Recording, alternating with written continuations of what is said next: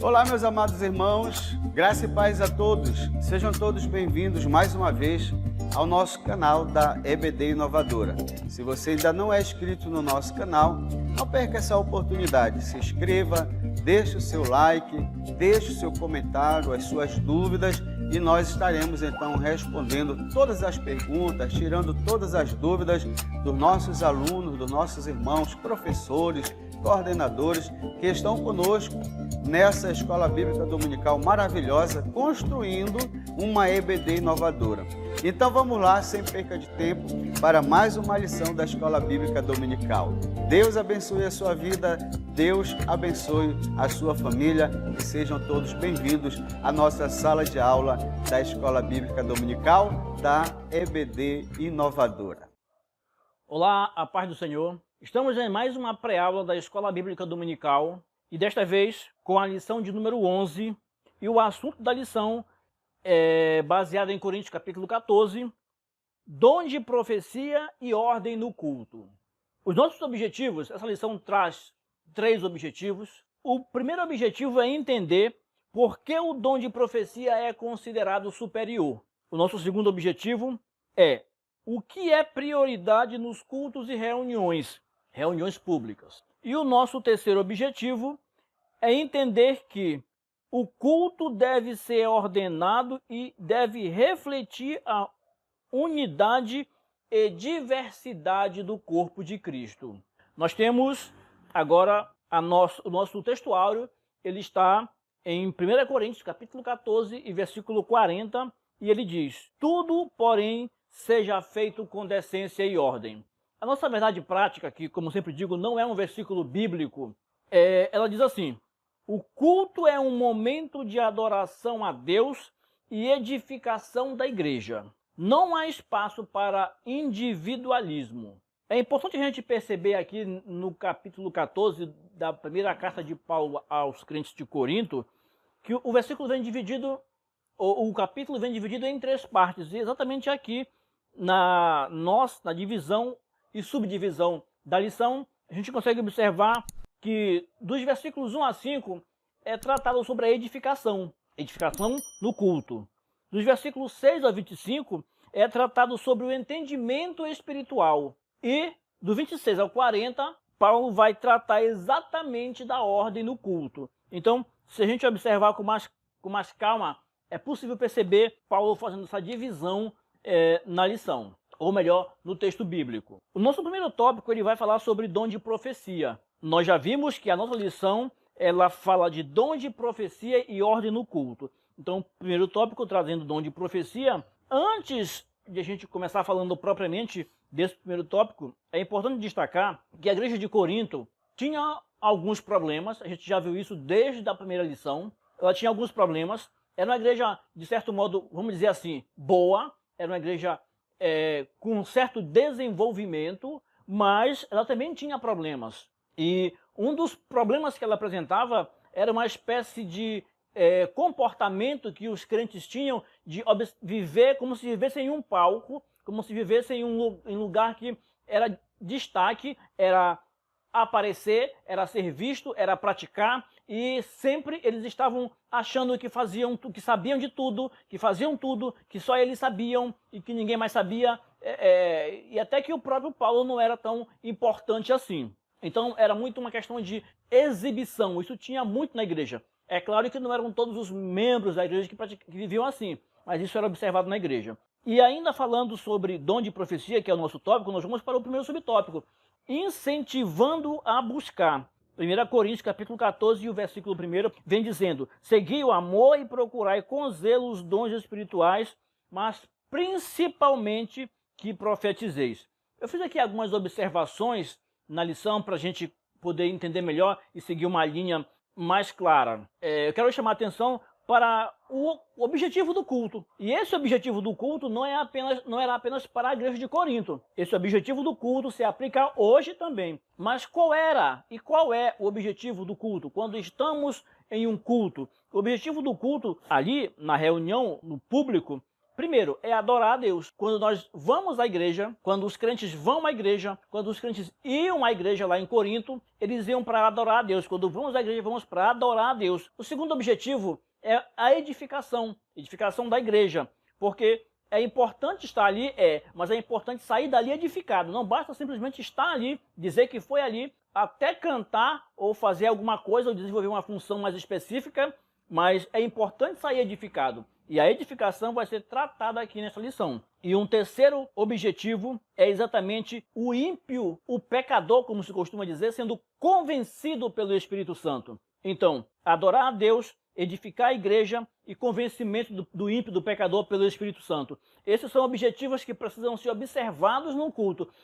Quando essas três coisas não acontecem, ou quando alguma dessas coisas não acontece, o culto não está, vamos dizer assim, completo. Ele não está bem estruturado e tem tudo para acontecer coisas que não deveriam acontecer, como a gente pode observar na igreja de Corinto. Outra coisa interessante para a gente observar é o cuidado com os extremos. A gente podia ver isso lá em Corinto. É observado isso em Corinto. O cuidado com os extremos. Às vezes a gente está no culto, a gente está na igreja, acontecem algumas situações e a gente pode ser levado, a gente às vezes é levado a pensar: isso aí é exatamente Deus agindo. E tudo isso que está acontecendo é a ação de Deus. Mas às vezes nem tudo aquilo é. Às vezes somos levados a pensar, ou até a dizer: nada disso que está acontecendo é a ação de Deus. Mas às vezes parte daquilo que está acontecendo, ou tudo aquilo é a ação de Deus. Então é importante a gente ficar atento a esses extremos. Porque esses extremos podem, de certo modo, separar a gente do objetivo principal. Paulo destaca aqui um negócio bem interessante. Ele diz: vivam em amor. É importante viver em amor. É necessário viver em amor. No capítulo 13 de Coríntios, ele também vai falar de amor. E em outros pontos, o amor é muito destacado. Mas, ele diz aqui: segui o amor e procurai com zelo. Se esmerem nisso, se esforcem para isso. Procurem com zelo os dons espirituais. Não ignorem, não abandonem, procurem os dons espirituais, busquem. A igreja de Corinto era tida como uma igreja espiritual. Eles até achavam que eles eram melhores que outros, porque eles tinham dons espirituais. Apesar de tudo aquilo ali, tinha crentes ali que tinham dons espirituais. E ele diz: segui o amor, procurai com zelo os dons espirituais, mas principalmente o dom de profetizar. Principalmente que profetizeis. O dom de profecia, a gente pode ver como uma explicação direta de Deus sobre a palavra, sobre a Bíblia, de forma muito específica, muito direta, às vezes até muito individual. Claro que ela pode ser também direcionada a todo mundo, mas ela pode ser mais individual também. É diferente daquela exposição da palavra, daquela explicação da Bíblia feita pelo mestre, pelo pastor, pela pessoa que está ali fazendo o trabalho de pregação, como se costuma dizer, que ele faz aquilo regularmente. O pastor faz aquilo regularmente, todos os domingos, todos os dias que ele vai fazer a exposição da palavra. É uma ação regular. Mas quando Deus fala, como costumamos dizer, e usa alguém falando em profecia, é uma situação que não é regular, é uma situação esporádica que acontece em determinados momentos. Mas, fundamentalmente, é Deus falando, explicando a Bíblia. Quando você escuta uma profecia, você vai arrumar mais ideias, você percebe que tudo aquilo ali está embasado na Bíblia. E é importante que você perceba, que nós percebamos isso, que nós, na igreja, e aqui fala fundamentalmente, ou principalmente para o meio pentecostal, é importante que a gente perceba que toda a profecia tem que ter uma base bíblica. É fundamental, tem que ter. Se ela não tem, se tem um desvio de alguma coisa, é importante ficar atento qual é a origem, como é que está acontecendo e ficar observando onde vai dar. Porque normalmente não, sempre a profecia ela é uma explicação da Bíblia e é Deus falando ao povo ou a alguém. No nosso segundo subtópico, ele traz: as línguas edificam quem fala. 1 Coríntios capítulo 14, versículo 2 diz: pois quem fala em outra língua não fala a homens, senão a Deus, visto que ninguém o entende, e em espírito fala mistérios. Ele está dizendo o quê? Que quem fala em outra língua, ou como costumamos dizer de forma mais popular, línguas estranhas, não está falando com as pessoas. É uma conversa dele com Deus. Ele diz: não fala a homens, senão a Deus. Ou seja, fala com Deus, visto que ninguém entende, e em espírito fala mistérios. Quando está havendo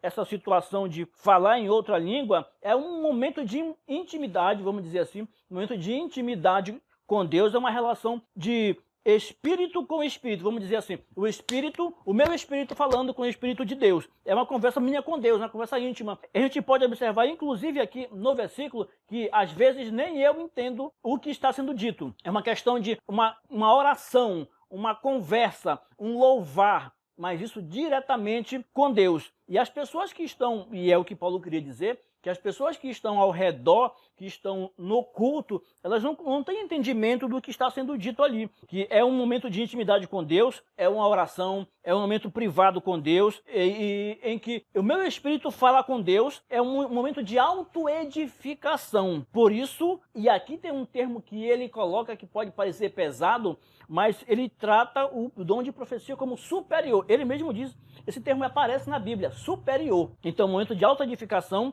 por isso ele diz que o falar em línguas é inferior ao dom de profecia. Quando ele diz que o de profecia é superior, é porque o dom de profecia, ele atende a comunidade, ele atende o grupo, ele é Deus falando com a igreja, com o grupo, com as pessoas. Mas o falar em línguas não edifica todo mundo. Ele edifica a pessoa que está naquele contato com Deus. Então é uma ação individual. Eu e Deus, você e Deus. O de profecia não. É Deus e as pessoas, é Deus e um grupo, é Deus e a comunidade que está ali ouvindo, participando do culto. Por isso ele coloca essa situação de superior, um superior ao outro. A gente precisa observar que o falar em línguas não leva ninguém para o céu, não é passaporte para o céu. Não é tem que falar em línguas, senão você não vai para o céu. O que nos leva ao céu é a salvação. Isso é um detalhe que precisa ser observado, precisa ser detalhado. Isso não significa dizer que você não vai buscar o falar em línguas, o dom de línguas. Tanto que ele diz aqui no versículo 1 do capítulo 14, seguir o amor e procurar com zelo os dons espirituais, mas principalmente o de profetizar. Então, ele é importante, não deve ser abandonado, não deve ser ignorado. Mas é bom a gente ficar atento que o falar em língua não nos leva ao céu, não nos coloca dentro do céu. O fato de alguém falar em outra língua não significa dizer que ele está no céu, que ele tem passaporte garantido e carimbado para o céu. Alguém pode ver alguém falando em línguas e considera ele como a pessoa número 1. Ele é a referência, ele é a grande referência, ele é a grande referência. Mas o falar em línguas não garante, não chancela, não diz que quem fala em línguas é santificado. Ele pode não ter uma vida santificada. E mesmo assim ele pode falar em línguas. É uma situação que precisa ser observada, para a gente não cair em algumas situações que acabam sendo ciladas, a gente acaba tropeçando por falta de conhecimento. Por isso a escola dominical é importante, e você, professor, é importante trabalhar isso com o aluno, levar o aluno a esse pensamento, a essa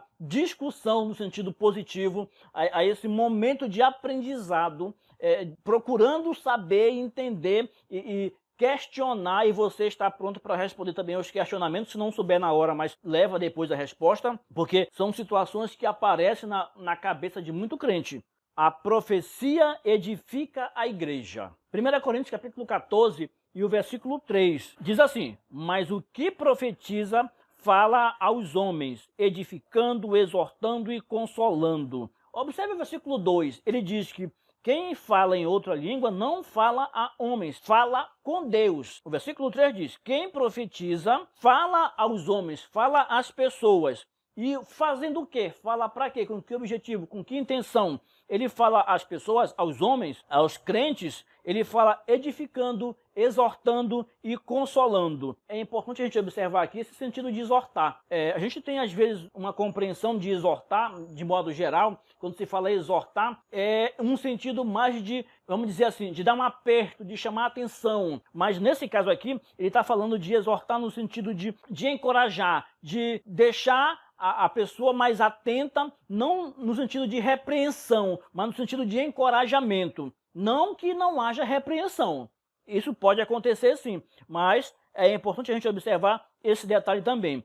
E não esquecer, isso é fundamental, mas é frequente as pessoas às vezes trocarem as situações e não ter essa percepção, muito crente não tem essa percepção de que ele precisa, de que quando está havendo profecia, a igreja está sendo edificada. Quando alguém está falando em outra língua, ele está sendo edificado. A profecia, ela não traz excesso. É bom a gente estar atento para isso. Por que eu estou dizendo isso? A gente observa que existem profecias que elas chegam de forma excessiva, de forma pressionada. Não que Deus não faça isso, mas às vezes é importante a gente observar que nem sempre é tudo que parece ser. A profecia, a gente pode observar isso aqui no capítulo 3, no versículo 3 do capítulo 14, que ela vem para edificar, exortar e consolar. Às vezes, você pode observar um desvio teológico na profecia. Alguém falando em profecia e colocando um negócio que, se você está atento, se você conhece a palavra de Deus, e o crente precisa conhecer a palavra de Deus, precisa conhecer a Bíblia, porque se eu não conheço a Bíblia e ouço a profecia, eu pego qualquer conteúdo que venha como profecia. Seja lá o que for, eu não vou nem avaliar, não vou nem medir, porque para mim tudo aquilo ali é Deus falando e pronto, ponto final. Nem sempre é. Por isso é importante que o crente, que o cristão esteja atento e conheça a palavra de Deus para ele poder fazer essas observações e ver o que é e o que não é. Se ele não tiver conhecimento bíblico, ele não vai saber dizer exatamente o que é e o que não é. Ele vai pegar tudo e aí ele vai ter problemas. Eu vou ter problemas se fizer isso. O nosso próximo tópico é o segundo tópico. Ele vai falar do que é mais útil no culto. O nosso subtópico, ele vem trazendo profecia é mais útil. Ele vai dizer aqui no versículo 5 do capítulo 14, e ele diz assim no versículo, Paulo dizendo, eu quisera que vós todos falasseis em outras línguas, muito mais, porém, eu queria que profetizasseis. Pois quem profetiza é superior ao que fala em outras línguas, salvo se as interpretar, para que a igreja receba a edificação. É importante o dom de línguas, o falar em línguas. Paulo diz que é muito importante, ele queria que todo mundo falasse. Mas ele queria muito mais que todo mundo profetizasse. Por quê? Ele diz logo em seguida, porque quem profetiza, fala para a comunidade, fala para o grupo, fala para o todo, edifica a igreja. E aqui a gente tem, lá no nosso início, eu falei que o objetivo do culto é adorar a Deus, edificar a igreja e o ímpio ser alcançado, convencido pelo Espírito Santo. E quem profetiza tem participação fundamental na edificação da igreja. Quem profetiza é superior ao que fala em outras línguas, porque ele está edificando a igreja e está contribuindo para a edificação da igreja. Enquanto que aquele que só fala em línguas, ele está edificando a si mesmo, é de uma relação dele com Deus. Aí ele coloca, pois quem profetiza é superior ao que fala em línguas, a menos que, salvo se ele as interpretar, para que a igreja receba edificação. Agora ele coloca um detalhe interessante aqui, mais um detalhe interessante. Ele diz que, entretanto, o falar em línguas também é importante, ele deixa de ser inferior ao dom de profecia, ao falar em profecia, quando há interpretação. Pode ser eu mesmo falando em profecia, sendo usado por Deus em profecia e interpretando, ou outra pessoa interpretando. Paulo diz, tem que haver interpretação para ficar no mesmo nível.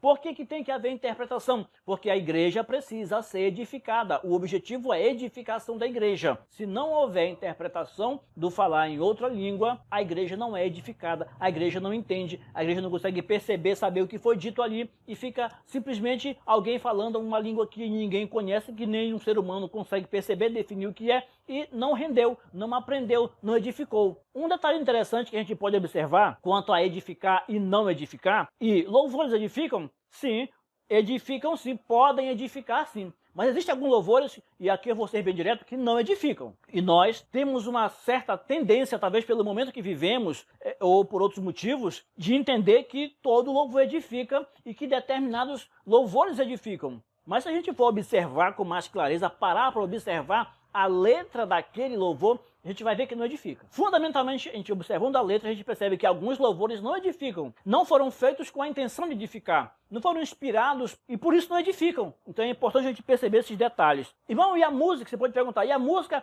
cantada em estrangeiro, em outra língua, em outro idioma, edifica? Eu não entendo. Partindo do princípio que nós temos aqui, que é importante eu entender o que está sendo dito. Tanto que Paulo diz, é importante, quando alguém fala em outra língua, é importante que haja intérprete, para que haja edificação. Se não for assim, o falar em língua, ele não é edificante para o público, para a igreja. O ritmo, a harmonia, aquele som, edifica? Eu coloco aqui vamos dizer assim, uma interrogação aqui. Você acha que edifica? Não tem o conteúdo falado, escutado. Seguindo, de acordo com o que diz Paulo, se eu não sei o que está sendo dito, se eu não estou absorvendo o conteúdo dito, falado, eu não consigo ser edificado. Durante o culto, a prioridade deveria ser a edificação da igreja de forma coletiva. Isso vem só confirmar o que eu já falei aqui. Indo para o nosso segundo subtópico, nós temos línguas com interpretação. 1 Coríntios capítulo 14, versículo 13 a 15, basicamente versículo 13. Diz assim: pelo que o que fala em outra língua deve orar para que possa interpretar. Ele vem complementar esse versículo anterior, que é o versículo 5, que diz que é importante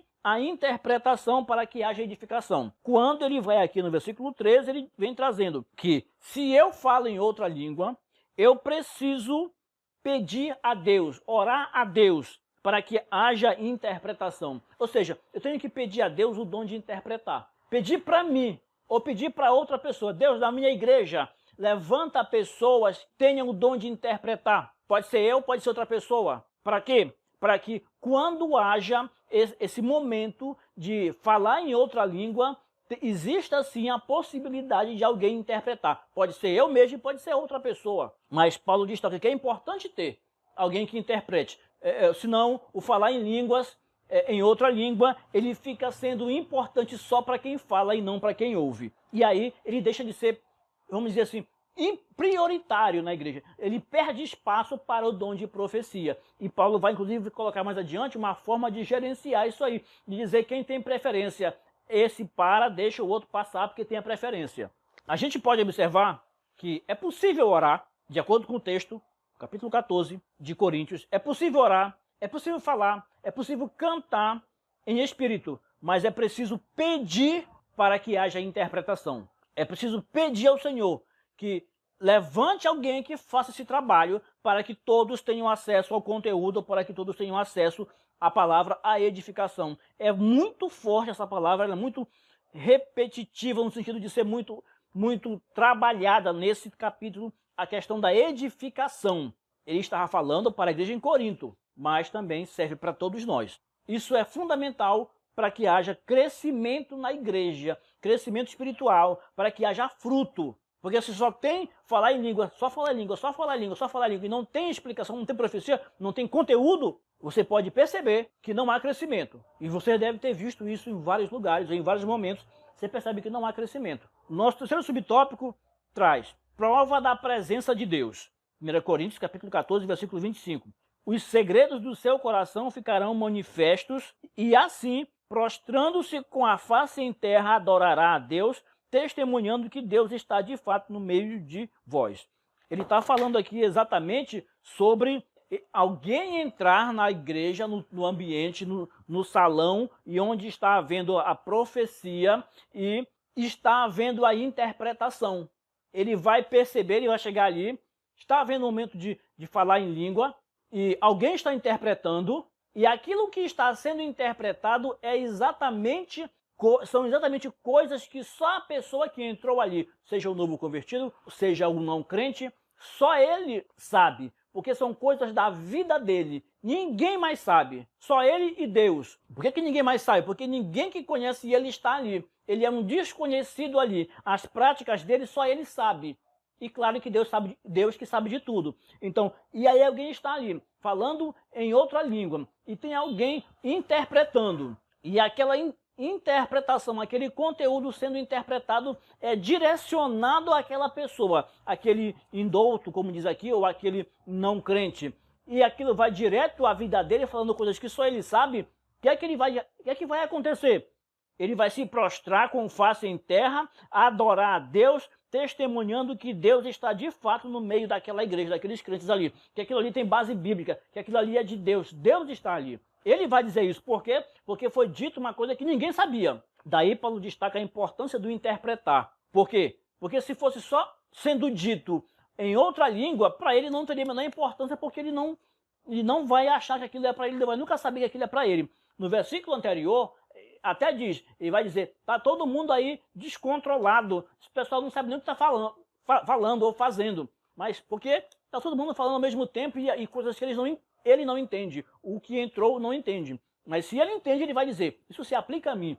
Isso é Deus falando comigo. E aí, os resultados, e a gente viu no começo que o objetivo do culto qual é? O objetivo do culto é adorar a Deus. O objetivo do culto é a edificação da igreja e o objetivo do culto é o convencimento do ímpio por meio do Espírito Santo. Quem convence não é eu, nem é você, é o Espírito Santo. Somos os instrumentos que Deus usa para que isso aconteça, para chegar ao ouvido do pecador, ou seja lá de quem for. Mas nós não fazemos isso. Não temos esse poder de fazer isso, de convencer ninguém.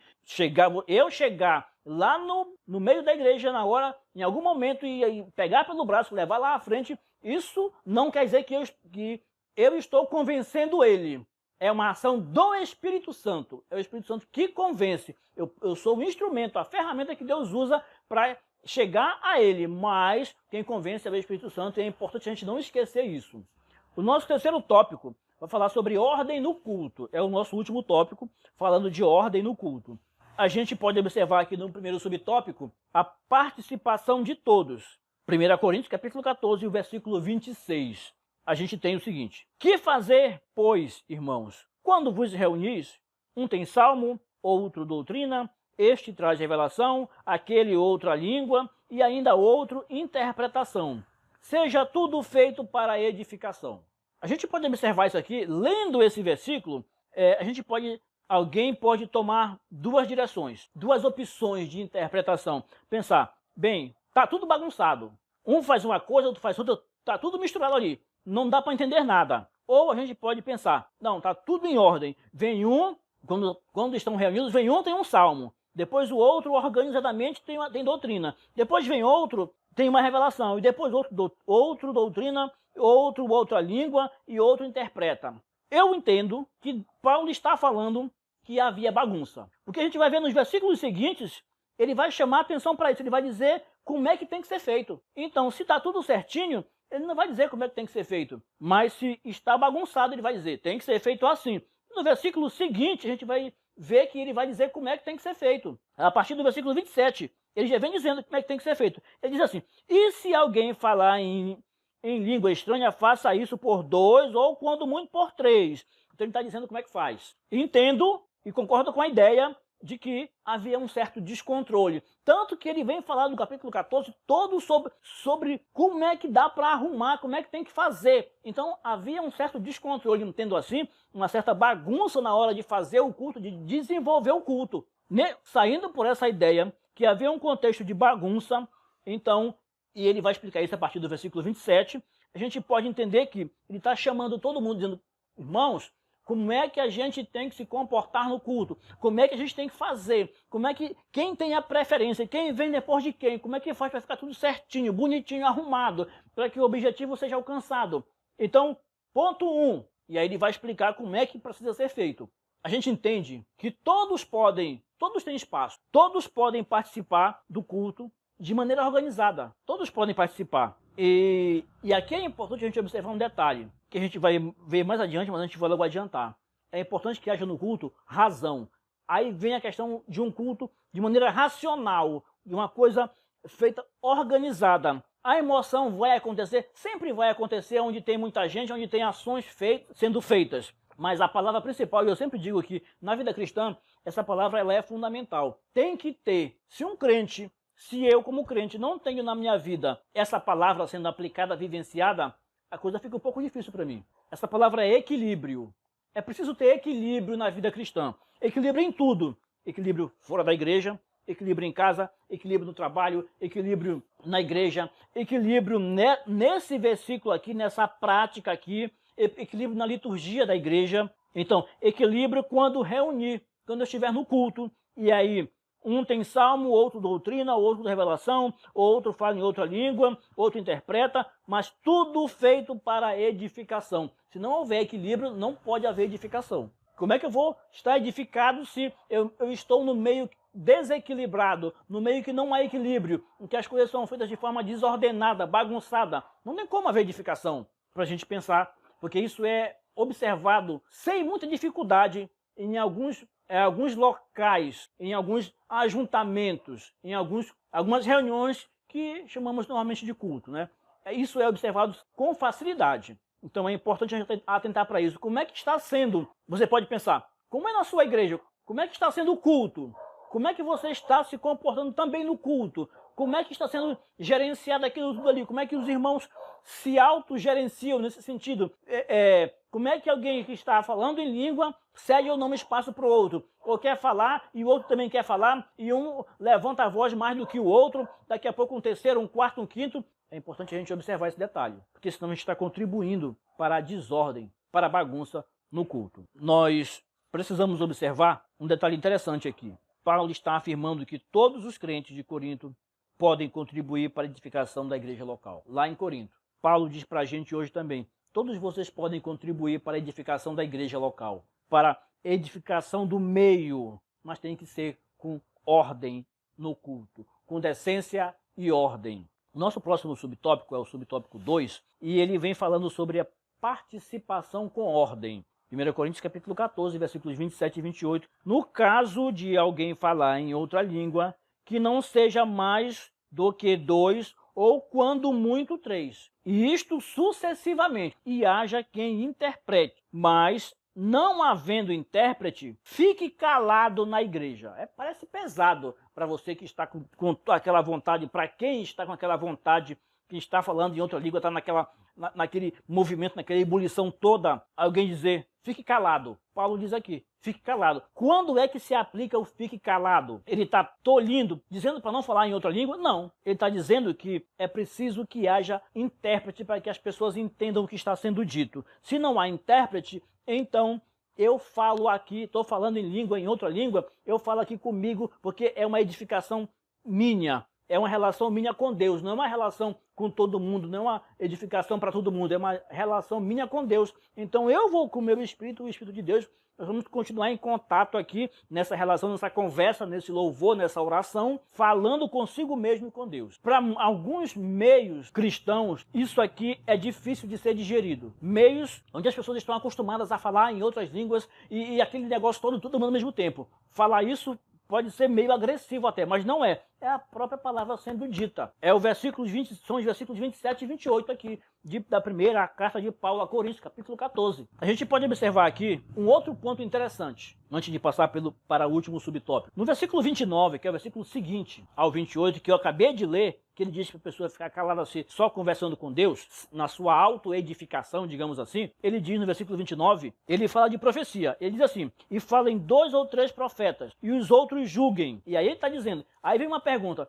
é possível julgar a profecia? Não pode julgar a profecia. Profecia é a palavra de Deus direta para a gente, para mim, para a igreja, então não pode julgar. Paulo está dizendo aqui, versículo 29, falem 2 ou 3 profetas e os outros julguem, avaliem isso que está sendo dito. Isso se aplica tanto à profecia quanto à pregação. E aqui é importante a gente destacar um detalhe interessante. Eu falei no começo que a profecia e pregação são sempre a palavra de Deus sendo explicada. Na profecia sendo explicada pelo próprio Deus, por meio de alguém, sendo usado, como costumamos dizer, em profecia. E, de forma regular, também é explicada pelo pastor, por quem está pregando regularmente, frequentemente. E no versículo 29 ele fala que a gente precisa observar e avaliar isso aí. Aí alguém pode pensar, mas avaliar a pregação não é dizer que está certo ou que está errado, mas eu preciso, enquanto a palavra está sendo ministrada e a Bíblia indica isso.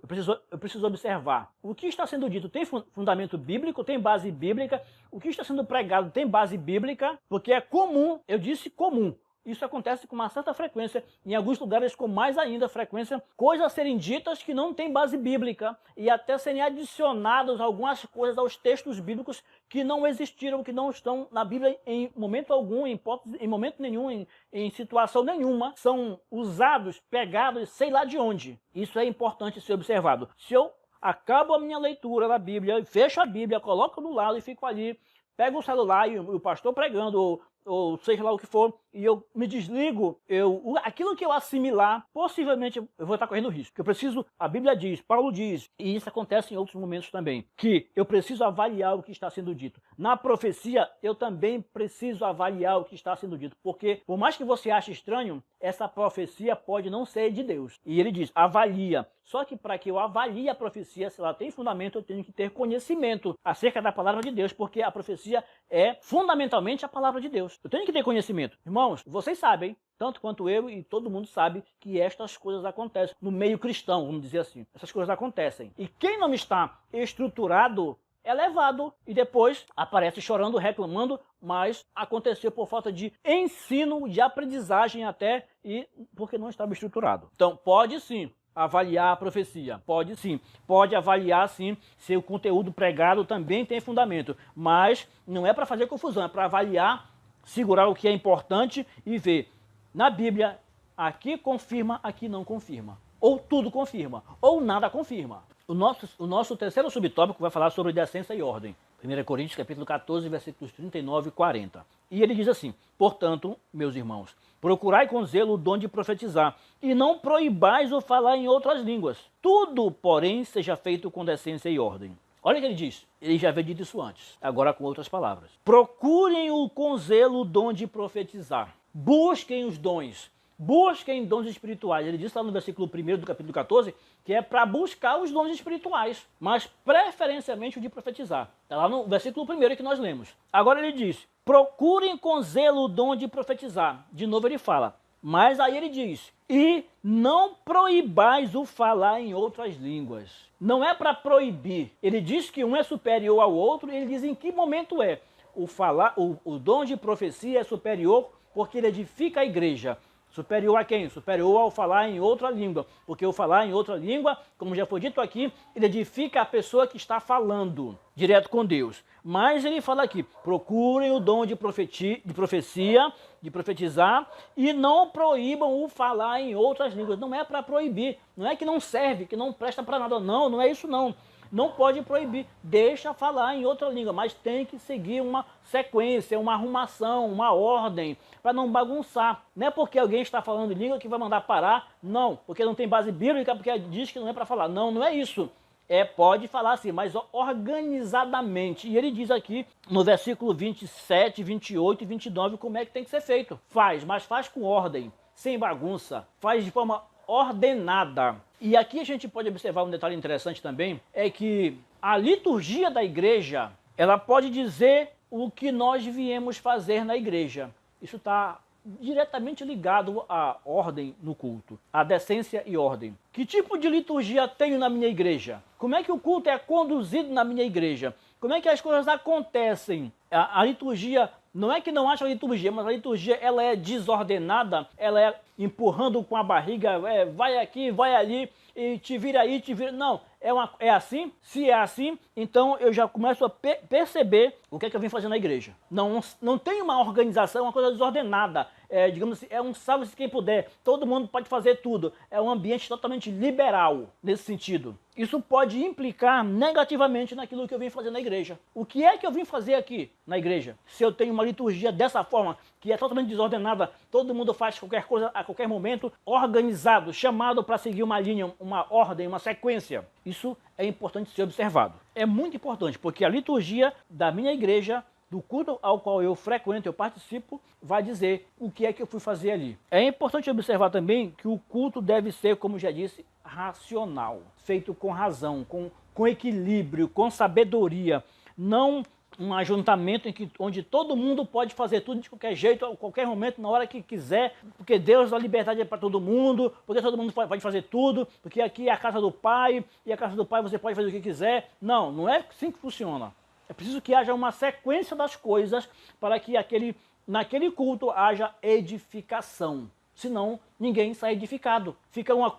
Se acostumam àquele movimentar estranho, sem sequência, sem ordem, e não há edificação nem agora, nem durante e nem depois. Cria uma geração de crentes que não tem edificação, que são levados por qualquer situação e caem com uma facilidade muito grande. A nossa aplicação pessoal, aqui já é o final, ela diz o seguinte: o culto é um momento de adoração a Deus e edificação da igreja como o corpo de Cristo. É o momento em que cada um pode exercitar os dons, mas com decência e ordem. Tem que ter decência e ordem, tem que ter organização, tem que ter arrumação em tudo que é feito no ambiente do culto. E esse foi mais um momento para você observar, levantar dúvidas, usar como suporte na sua leitura bíblica, no seu estudo da semana, ler de novo, ler o capítulo, trabalhar algumas dúvidas que acontecerem, anotar, pesquisar, perguntar, para que no domingo você tenha, no dia que acontecer a sua escola dominical, você tenha um momento de aprendizado, tenha momento de conversa rentável com o seu aluno na Escola Bíblica Dominical. E aqui nós da EBD Inovadora, queremos também destacar os irmãos, as congregações, os grupos, as escolas dominicais que estão sempre ouvindo, que estão participando por todo o Brasil. E aqui eu cito a cidade de Belém e vários bairros em Belém, várias congregações em Belém, Ananindeua, também tem pessoas que estão acompanhando esse conteúdo, seja importante para vocês, assim como tem sido para muita gente e para nós também. Cidade de Marituba também, na região metropolitana aqui em Belém, e outros estados até, Piauí, Teresina e outros municípios do Piauí, Amapá também, Macapá, pessoas que acompanham, que a bênção de Deus esteja sempre com vocês, do Rio de Janeiro, do Amazonas, interior do Amazonas e também de Manaus, e de São Paulo também, e outros lugares onde existem pessoas que estão acompanhando a EBD Inovadora. Nosso objetivo aqui é sempre ajudar, sempre estarmos disponíveis para ajudar em todos os momentos, dando um suporte naquilo que for preciso e naquilo que a gente tiver recebido de Deus. Muito obrigado e um bom estudo a todos.